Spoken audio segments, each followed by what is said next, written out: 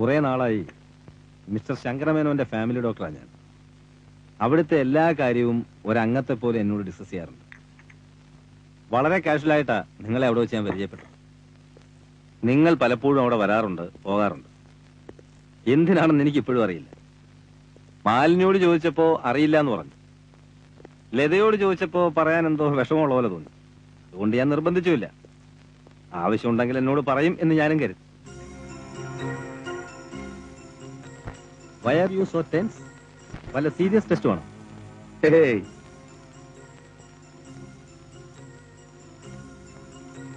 ഇത് രക്തമൊന്നുമല്ല സാർ, വേറെന്തോ ആണ്. ടൊമാറ്റോ സോസ് മറ്റാണെന്ന് തോന്നുന്നു. Are you sure? തീർച്ചയായിട്ടും. സാർ വേണമെങ്കിൽ വേറെ എവിടെയെങ്കിലും കൊണ്ടുപോയി ടെസ്റ്റ് ചെയ്തോളൂ. Excuse me.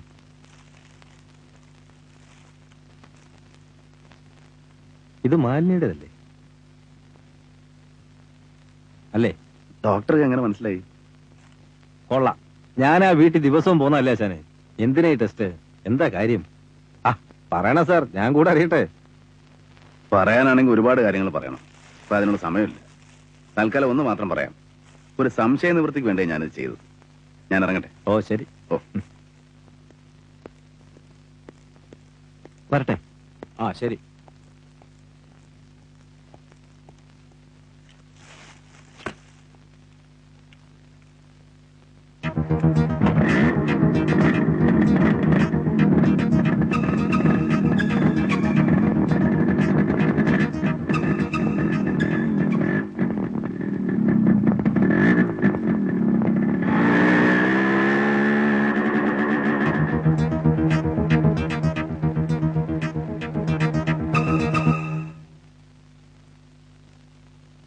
മനസ്സിൽ നിന്ന് വലിയൊരു ഭാരം ഇറക്കി വെച്ച പോലെ ഒരു ആശ്വാസം. ഞാൻ മുമ്പ് പറഞ്ഞില്ലേ, സംശയം ഒരു അസുഖം തന്നെയാ, പ്രത്യേകിച്ച് ഞങ്ങളെ പോലുള്ളവർക്ക്. എന്നെ ഡോക്ടർ വിളിച്ചിരുന്നു. അറിയാം, ഡോക്ടറെല്ലാം പറഞ്ഞാണോ അല്ലേ? സത്യത്തിൽ അവിടെ ചെന്നതിന് ശേഷമാണ് ഡോക്ടർ മോഹന്റെ ക്ലിനിക്കാണെന്ന് തന്നെ എനിക്ക് മനസ്സിലായത്.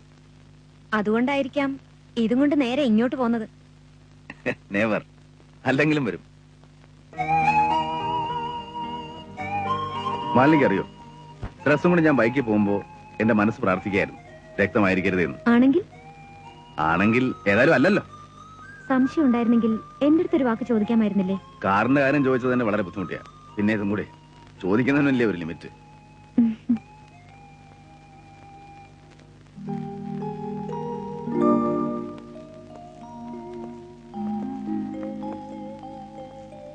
അമ്മയാണല്ലേ? ഈ മറു ഇടതുവശത്തുള്ളവർക്ക് ആയുസ് കുറവാണെന്ന് കേട്ടിട്ടുണ്ട്. പേടിക്കണ്ട, മാലിനിക്ക് ധാരാളം ആയുസുണ്ട്. മുഖത്ത് മറുകയില്ല. ഞാൻ മറ്റേ ഒരു മിനിറ്റ്. ചേച്ചിയുടെ കാര്യം ഞാനായിട്ട് ഇനി ചോദിക്കില്ല കേട്ടോ. ശരി.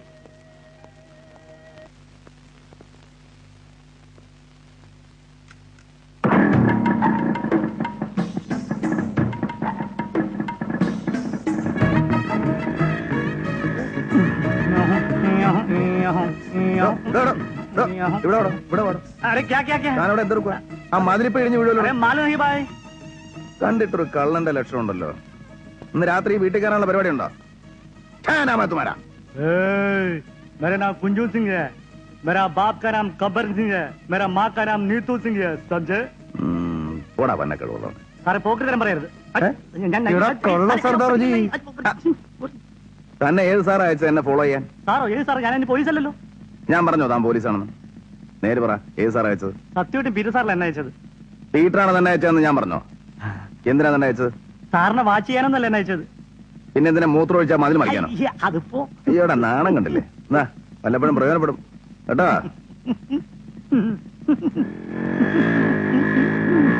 സുരേഷ് കൊല്ലപ്പെട്ടതിന്റെ തലേദിവസം രാത്രി ഇവർ സുരേഷുമായി വഴക്കുകൂടിയിരുന്നു.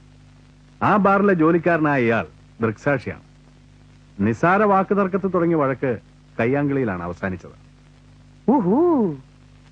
വീണ്ടും കാണാമെന്ന ഭീഷണി മുഴക്കിയിട്ടാണ് ഇരുകൂട്ടരും പിരിഞ്ഞത്. അവരെ കൊണ്ടേക്കോളൂ സാർ. കൊല്ലപ്പെട്ട സുരേഷിന്റെ ജീവിതം ആകെ കുത്തഴിഞ്ഞായിരുന്നു. അതുകൊണ്ട് അയാൾക്ക് ഒരുപാട് ശത്രുക്കളുമുണ്ട്. മുമ്പ് നടന്ന കൊലപാതകങ്ങൾ ഇതുമായി ഏതെങ്കിലും രീതിയിൽ ബന്ധമുണ്ടോ എന്ന് ഞാൻ സംശയിച്ചു. കാരണം 2 കൊലപാതകങ്ങളും നടന്നത് .38 റിവോൾവർ കൊണ്ടാണ്. ചിലപ്പോൾ അതൊരു കോയിൻസിഡൻസ് ആവാം. ആ കേസിന് വ്യക്തമായ തെളിവുകളൊന്നും കിട്ടാത്തതുകൊണ്ട് ആരെയും ഇതുവരെ എന്റെ അമ്മോ വില്ലനാരാന്ന് ഞാൻ നോക്കിപ്പോ 23-ാം തീയതി നോക്കാൻ പറ്റേ. ഞാൻ ഇത്രയും ഗൗരവമായ കാര്യങ്ങൾ വായിലെ വെള്ളം പറ്റിച്ച് പറഞ്ഞുകൊണ്ടിരിക്കുമ്പോ സാറ് പൂമാറ്റം വായിച്ചോണ്ടിരിക്കുവാണോ? അതങ്ങനെ തന്നെ. താനിപ്പോ എന്താ പറഞ്ഞേ? അയ്യോ, ഇവിടെ നിന്ന് ആൾക്കാരൊക്കെ ഇവിടെ പോയി. നമുക്ക് ഒന്നേം തുടങ്ങാം. ഇവിടെ അടുത്ത നേഴ്സറി ഉണ്ട്. നല്ല പൂക്കളൊക്കെ കിട്ടും. പൂക്കൾ മാത്രമല്ല, നിൽക്കാൻ കിട്ടും. നെല്ലിക്ക് എന്തിനാണ് തളം വെക്കാൻ. അയാളിപ്പോ എന്താ പറഞ്ഞേ? തളം വെക്കാൻ പീറ്റർ സാർ ഇടയ്ക്കിടയ്ക്ക് എന്നോടും പറയാറുണ്ട്. അയ്യോ പൂമ്പാറ്റ. സാറേ ഈ പൂമ്പാറ്റ വായിച്ചിട്ട് എനിക്കും തരണേ. താൻ എന്തോട് വിചാരിച്ചത്? പീറ്റർ സാറ് പറഞ്ഞു ശരിയാ, തന്റെ തലയിൽ നെല്ലിക്കത്തവ തന്നെ വെക്കണം. പോണോടുന്നു. ഇങ്ങനെ ഡ്യൂട്ടി ഫസ്റ്റ് ഇല്ലാത്തവരെ ഡിപ്പാർട്ട്മെന്റിന് കിട്ടിയാ എങ്ങനെ ഞാനിത് കൊണ്ടുവെടുക്കുക? അടുത്തടുത്ത് 2 കൊലപാതകങ്ങൾ ഇവിടെ നടന്നു. ഒന്ന് നീ അന്വേഷിച്ച് നടന്നിരുന്ന പെണ്ണ്, മറ്റൊന്ന് നീ ഈയിടെ പലപ്പോഴും പോകാറുള്ള ശങ്കരമേനോന്റെ വീടുമായി ബന്ധപ്പെട്ട ഒരാൾ.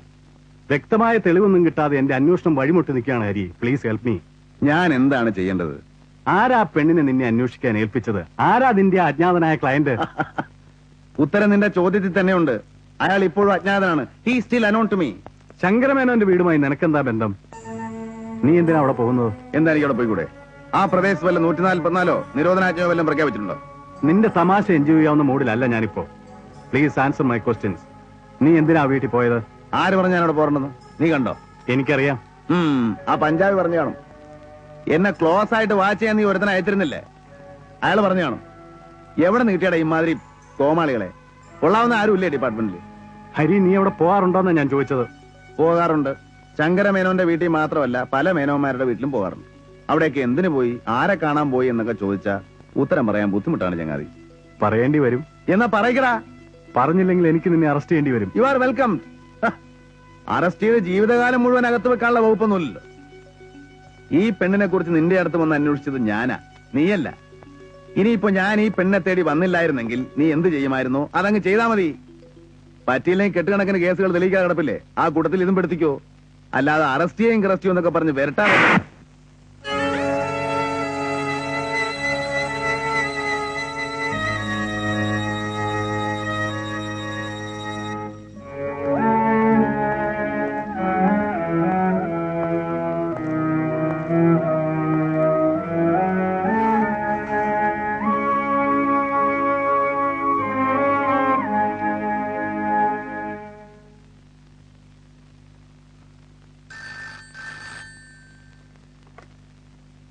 ഹലോ. ശങ്കരമേനോൻ മരിച്ചു. എപ്പോ? രാവിലെ.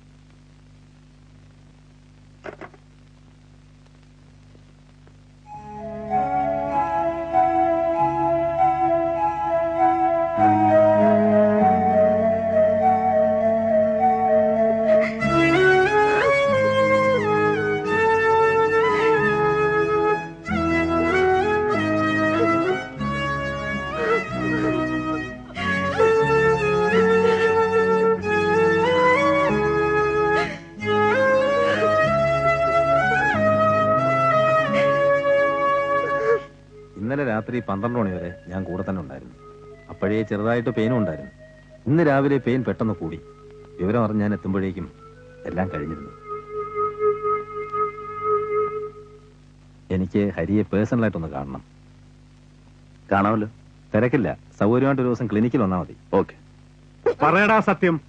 ഹരി എന്തിനാ ശങ്കരമേനോന്റെ വീട്ടിൽ പോകുന്നത്? എനിക്ക് അറിഞ്ഞൂടാ സാർ. നീ പറയില്ല. തല്ലുന്നേ കൊല്ലുന്നേ, ഞാൻ കഷായം കുടിച്ചോണ്ടിരിക്കണേ. അടിക്കുന്നതിനുണ്ട്. അവനെ അടിച്ചാ നിനക്കാണോടി നോവുന്നത്? Shut up. നീ പറയില്ലല്ലേ? പറയടാ. മിണ്ടിപ്പോയോ?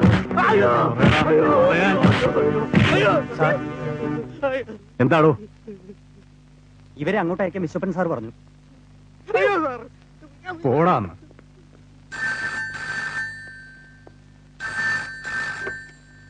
ഹലോ. അതെ, എന്താ? ഗസ്റ്റ് ഹൗസിലേക്കോ? 2 വിസ അയക്കണമെന്നോ? ആ വിടാ. ആ കൊശവൻ CI നിങ്ങൾ ഉപദ്രവിച്ചോ? ഒരുപാട് ഉപദ്രവിച്ചു സാർ. ഉപദ്രവിച്ചോ മോളെ? ചെറുതായിട്ട് ഇങ്ങനെ ഇത്തിരി തൊലി വെളുപ്പും സൗന്ദര്യം ഉണ്ടെന്ന് വിചാരിച്ച് ഡിപ്പാർട്ട്മെന്റിൽ ഷൈൻ ചെയ്യാൻ ഒക്കില്ല. അയാള് വെറും ഒരു കഴുതയാ. വെറും തടി മാത്രമേ ഉള്ളൂ, പൊണ്ണത്തടി. അയാളെ തലയിൽ മുഴുവൻ പിണ്ണാക്ക. ഈ പിണ്ണാക്കിനും വെളിച്ചെണ്ണയ്ക്ക് ഇപ്പൊ മാർക്കറ്റിൽ എന്താ വില? അതുകൊണ്ട് ഞാൻ ഇപ്പൊ പശുക്കൾക്ക് കൊടുക്കുന്നത് പരുത്തിക്കുര. പരുത്തിക്കുരു നല്ലതല്ലേ? ഉം. അപ്പൊ നിങ്ങൾ പോയിക്കോ. ആവശ്യമുണ്ടെങ്കിൽ ഞാൻ വീണ്ടും വിളിപ്പിക്കാം. ശരി സാർ. മോള് വന്നോളട്ടോ. പോടാ. സൂക്ഷിച്ചു നോക്കണ്ട. നിങ്ങളുടെ തലയിൽ പിണ്ണാക്കാണെന്ന് ഞാൻ പറഞ്ഞു. അത് ഇൻവെസ്റ്റിഗേഷന്റെ വേറൊരു മെത്തേഡാണ്. അത് ഡിപ്പാർട്ട്മെന്റ് ആവശ്യമാണ്. ഓക്കെ? ശരി സാർ. ആ, ഞാൻ ഇപ്പൊ എന്താ ചെയ്യേ?